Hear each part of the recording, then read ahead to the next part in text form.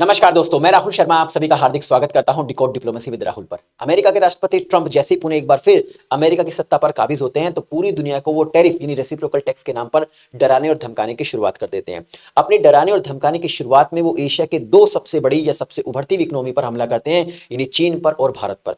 चीन पर वो 145% के आसपास रेसिप्रोकल टैक्स यानी टैरिफ लगाते हैं, वहीं भारत पर 25% टैरिफ लगाते हैं शुरुआती दौर में। वो ये कहते हैं कि हमने भारत पर इसलिए कम टैरिफ लगाया क्योंकि भारत हमारा परम मित्र है।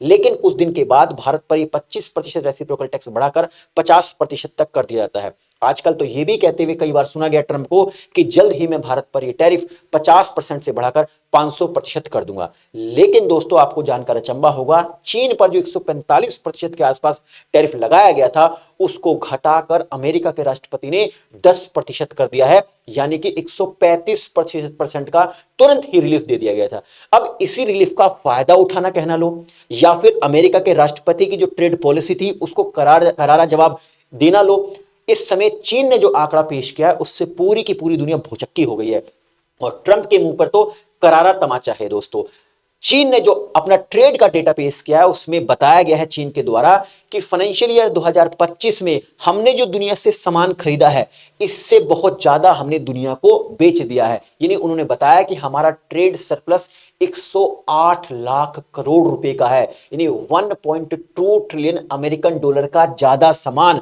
हमने दुनिया को बेचा है जितना हमने खरीदा उससे।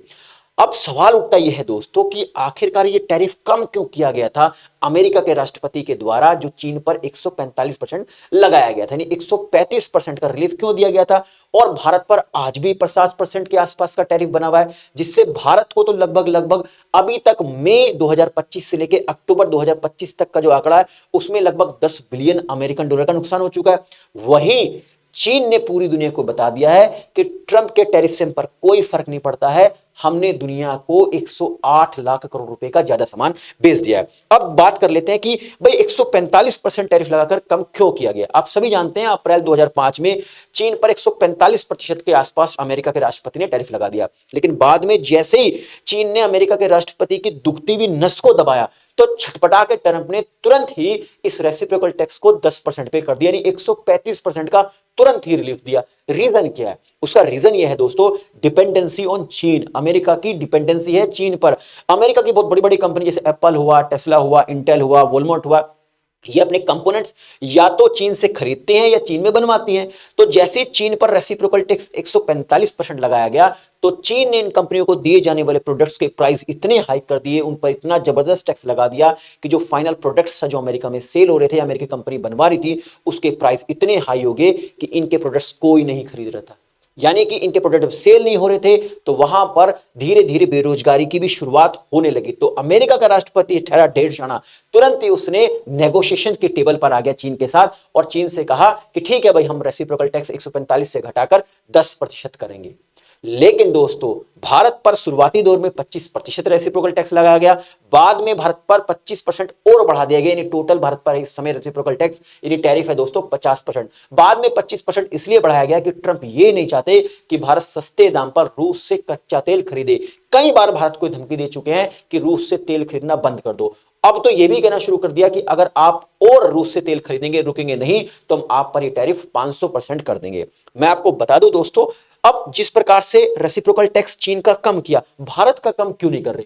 क्योंकि अमेरिका की कोई डिपेंडेंसी ही नहीं है भारत पर। भारत डिपेंड करता है अमेरिका पे, अमेरिका भारत पर डिपेंड नहीं करता है। चाहे ट्रेड हो, चाहे टेक्नोलॉजी हो, हर चीज में भारत अमेरिका के ऊपर डिपेंड करता है। अब इसी बात का अमेरिका फायदा उठा रहा है, अमेरिका के राष्ट्रपति फायदा उठा रहे हैं। मैं आपको बता दूं दोस्तों, फाइनेंशियल ईयर 2024 में अमेरिका को भारत का निर्यात लगभग 80 से लेकर 87 बिलियन डॉलर के आसपास था। यानी कि हम सबसे ज्यादा एक्सपोर्ट अगर किसी देश को करते हैं तो वो अमेरिका को करते हैं। अब अमेरिका ने इसी बात का फायदा उठाया और भारत से कहा कि आपको हमारे साथ फ्री ट्रेड एग्रीमेंट करना होगा, मतलब आपको अपना डेयरी सेक्टर्स और एग्रीकल्चर सेक्टर्स हमारे लिए ओपन करना होगा। दोस्तों, अगर डेयरी सेक्टर और एग्रीकल्चर सेक्टर भारत ओपन कर देता है अमेरिकन कंपनी के लिए तो भारत को किसान तो मारा जाएगा। तो भारत ने जैसे पीछे हटने की कोशिश करी तो भारत पर यह रेसिप्रोकल टैक्स थोप दिया गया दोस्तों, और 25% एक्स्ट्रा और इसलिए लगा दिया गया कि ताकि भारत रूस से सस्ते दाम पर तेल ना खरीद सके। मैं आपको बता दूं दोस्तों, आज फ्री ट्रेड एग्रीमेंट का जबरदस्त दबाव है भारत के ऊपर कि भारत किसी भी तरीके से अपना मार्केट खोल दे। अगर भारत मार्केट खोलता है तो भारत का किसान मारा जाएगा, और अगर नहीं खोलता है तो ये टैरिफ का दबाव आप देख ही रहे हैं। इस टैरिफ का दबाव इतना जबरदस्त है भारत पर कि इस टैरिफ के बाद ही दोस्तों भारत का जो एक्सपोर्ट है वो 28.5% गिर गया है मात्र कुछ ही महीने में, मई से लेकर अक्टूबर 2025 में। और इससे सिर्फ नुकसान क्या हुआ भारत का, जैसे भारत पर ये 50% के आसपास रेसिप्रोकल टैक्स लगाया गया, टैरिफ लगाया गया, तो भारतीय प्रोडक्ट्स पर जबरदस्त टैक्स बढ़ा। तो टैक्स के कारण भारतीय प्रोडक्ट्स जो है बहुत महंगे बिकने लगे। जब प्रोडक्ट्स के प्राइस हाई होने लगे तो भारतीय प्रोडक्ट्स ना खरीद के चीनी प्रोडक्ट खरीदे जाने लगे अमेरिका के अंदर। इसके अलावा हमारे हाई प्रोडक्ट्स जो प्राइस है उस प्रोडक्ट्स के हाई होने की वजह से जो ऑर्डर थे वो कैंसिल होने लगे।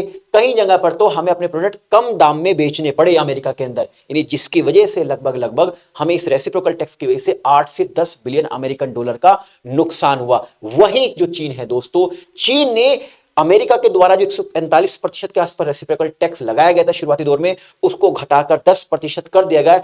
इसके बावजूद भी चीन समझ चुका था कि अमेरिका कुछ भी कर सकता है, इसलिए उसने अमेरिका के साथ साथ दुनिया के अलग अलग देशों में भी अपने प्रोडक्ट्स को बेचने की शुरुआत कर दी।